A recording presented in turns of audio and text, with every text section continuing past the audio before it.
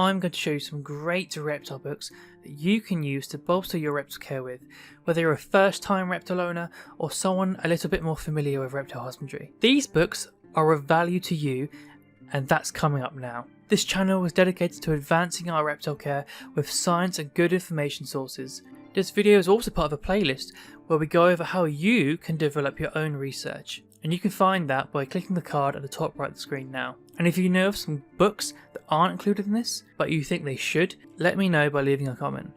There are some great reptile books out there, but it's only fair that I give judgment on books that I have actually read. So to start this off, we have 10 books.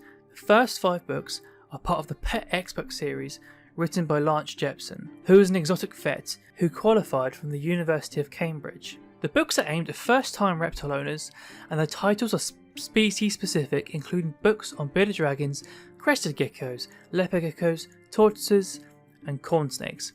Now they are quick, to the point, and are presented in a way that is super easy to read. With only 192 pages, they're a small handheld book that is inexpensive at $9.99 and could be a great gift to someone seeking their first pet. They're well rounded, and you can learn the basics of care using the books alone. And even if you're comfortable with the basics of care, they can still prove useful to someone as something to refer back to. That being said, books mention UVB passingly as an option or a nice extra, rather than encouraging its provision for all species other than the bearded dragon, which it stated it was a must. This is something that I found disappointing, as we should really be supplying UVB to our reptiles. Also, some of the minimum recommendations for enclosures are far too small. 45 by 30 centimeters was said for a leopard gecko. That's absolutely ridiculous.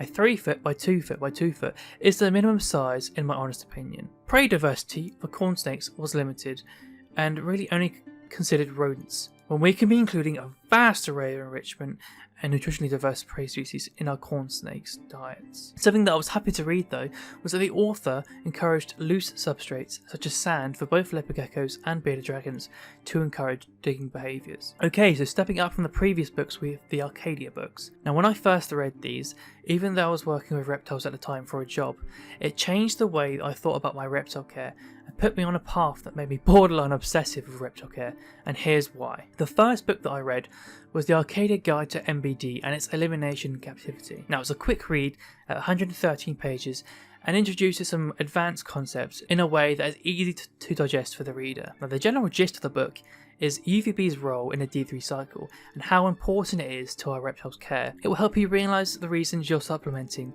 and help you appreciate the entire process. The main thing that I took away from this was the light and shade method, how providing all our energy sources at one end of the enclosure allows the animal the option to choose whether or not they expose or don't expose themselves to it. I couldn't believe that I hadn't come to that realisation on my own. I'd previously just put the UV tube along the entire length of the enclosure, the same as what a lot of other people have done, because that is what I've been taught. He mentions that there are no documented cases of MBD in the wild, and therefore it's something that we are doing in captivity. We need to be replicating what they have access to in the wild as much as possible. Now while there's a few areas in the book, they are rectified in his later Fire book. His book on nutrition, the Arcadia Guide to Reptile and Amphibian Nutrition, really excited me when I first read it. It's a little bit longer at 270 pages, but I read it in a few hours as I really couldn't put it down. It breaks down vitamins and minerals and goes through them in a clear and easy to understand way. It includes some really interesting ideas about self-supplementation in the wild, such as snakes accidentally swallowing mineral-rich substrate along with their prey. This actually really struck for me because at the time in lectures we were learning about how sheep can get an iodine deficiency if the grass isn't short enough for them to accidentally eat dirt alongside the grass. And it totally struck with me how reptiles can be accidentally supplementing themselves in the same way. A really nice topic it brought up was the effect that citric acid, however you want to pronounce it, in bran may have in preventing your reptile from absorbing calcium in the proper way due to the feeders being packed in bran in the tubs and the possibility that they may have consumed that bran during transit. It highlights the importance of proper housing and gut loading for feeder insects before feeding them out. Reading this book is going to have you going out and buying seeds of your own little growing products to feed your animals. Now the next book, The Bioactivity and the Theory of Wild Recreation, is the largest book from Arcadia at 374 pages. Now it covers how an enclosure can be created in a way that replicates the natural interactions that may occur in the wild, all the way from insects interacting with plant roots and soil to the actual reptile interacting with those plants themselves. It covers literally everything from the importance of light,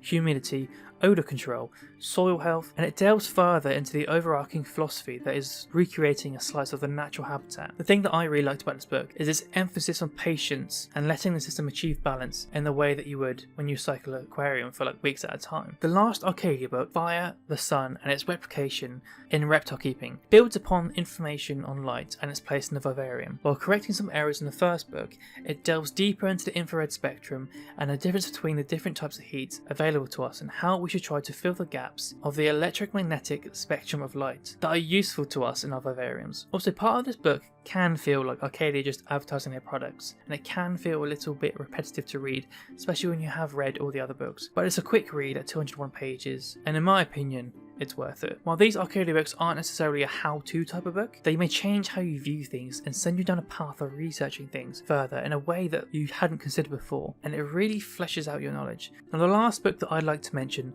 isn't actually about care, but it's literally a must-own for snake lovers. It has a really detailed piece on evolution of snakes, as well as going into the cultural significance of snakes, biology, hunting, and it has a species guide to over 600 snakes. This is one of them books that is just cool to own. It's a must-have on your bookshelf. Now, if you are still here and you liked that video and you'd like to stay up to date with videos produced, then you can click that red button below and you can click that bell icon to receive notifications when a new video comes out.